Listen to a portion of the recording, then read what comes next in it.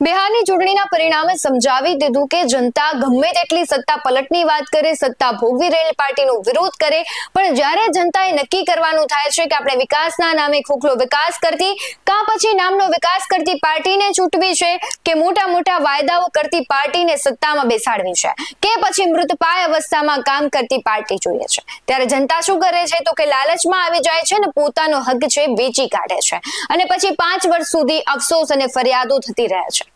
આ પરિસ્થિતિ દેશના દરેક ખૂણે છે।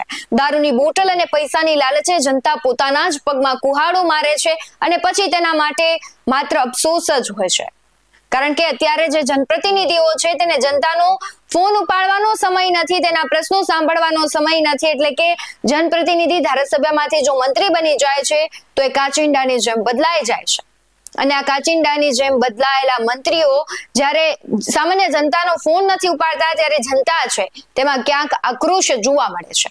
પરંતુ સવાલ એ છે કે જે પ્રમાણે જનતાએ જ્યારે પોતાનો મત અધિકાર છે તેનો ખરેખર ઉપયોગ કરવાનો હોય, સાચી દિશામાં ઉપયોગ કરવાનો હોય, ત્યારે તે ક્યાંક લાલચમાં ફસાઈ જાય છે અને પછી આવી તકલીફો પડતી હોય છે। નમસ્કાર, આપની સાથે હું ભગવતી વિશાવડિયા। દેશનું બિહાર રાજ્ય હોય કે ગુજરાત, સમસ્યા બધે એક સરખી જ છે। રાજ્યમાં નવા મંત્રીમંડળનું વિસ્તરણ થયું, જેમાં ઘણા નવા ચહેરાઓને એન્ટ્રી અપાઈ અને અમુક ચહેરાઓ છે તેની બાદબાકી કરે। એ ચહેરા પૈકી રમેશ કટારા, જેમને મંત્રીમંડળમાં સ્થાન મળ્યું છે। ધારાસભ્યમાંથી મંત્રીમંડળમાં સ્થાન મળ્યું એટલે સાહેબના તેવર બદલાઈ ગયા છે। એક વિડીયો સામે આવ્યો જેમાં તે ખેડૂતોના કમોસમી વરસાદને લઈને જે માવઠું થયું છે તેનાથી ખેડૂતો પીડાઈ રહ્યા છે અને ધારાસભ્ય પહેલા હતા એટલે તેમને ફોન કરે છે, પરંતુ સાહેબ જે જવાબ આપે છે એ સાંભળો।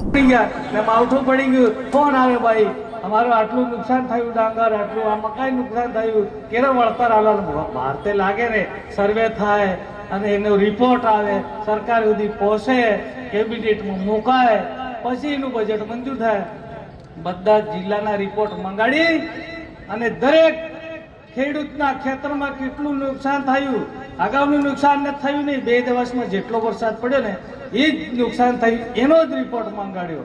ડાંગર હોય, અરે સોયાબીન હોય, મગફળી હોય, એ નુકસાનનો તાત્કાલિક રિપોર્ટ મંગાડી અને સરકારની અંદર કેબિનેટની અંદર 10,000 કરોડનું પેકેજ જાહેર કરે અને ખેડૂતના ખાતામાં નાખવામાં સરકારે કામ કર્યું અને બધાને મળવાના મિત્રો।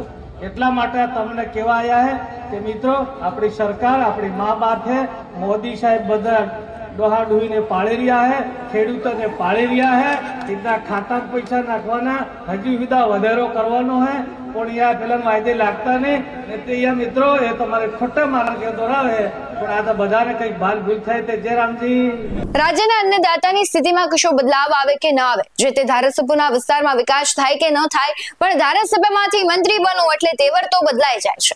જે જનતા તેને એક પદ માટે વોટ આપી ચૂંટ્યા છે તેના પ્રશ્ન તેમને નહીં કહે તો કોને કહે, અને જો વાત વળતરની જ હોય તો રમેશભાઈ અત્યારે નહીં મળે તો એ વળતર કામનું પણ શું? અત્યારે ખેડૂતોને જરૂર છે, સમય વીતે કદાચ લાખો રૂપિયા આપવામાં આવશે તો પણ એ નકામા, કારણ કે અત્યારે ખેડૂત છે, જગતનો તાત છે, તેને ઊભો કરવાનું છે। એટલે જે પ્રમાણે તમને ખેડૂતો ફોન કરી રહ્યા છે તો તેમની એક કહેવાય કે વ્યથા છે અને તેમની તમારી પાસેથી આશા હોય કે એક જવાબદાર વ્યક્તિ જેને જનપ્રતિનિધિ તરીકે તેમણે ચૂંટ્યા છે તેને ફોન કરી અને તેની સમસ્યાનો કશો જલ્દી ઉકેલ આવે તેવી વાત કરીએ। ખાસ કરીને જોઈએ કે ધારાસભ્યમાંથી મંત્રી રમેશ કટારા બન્યા છે અને પહેલા પણ ચેતર વસાવાને લઈને તેમણે નિવેદન આપ્યું હતું અને ક્યાંક ચર્ચાનો વિષય બન્યા હતા, ફરી એક વખત તેમના ખેડૂતોના નિવેદનને લઈને તે ચર્ચાનો વિષય બન્યા છે। ત્યારે તમારું શું કહેવું છે કમેન્ટ બોક્સમાં જરૂરથી જણાવજો।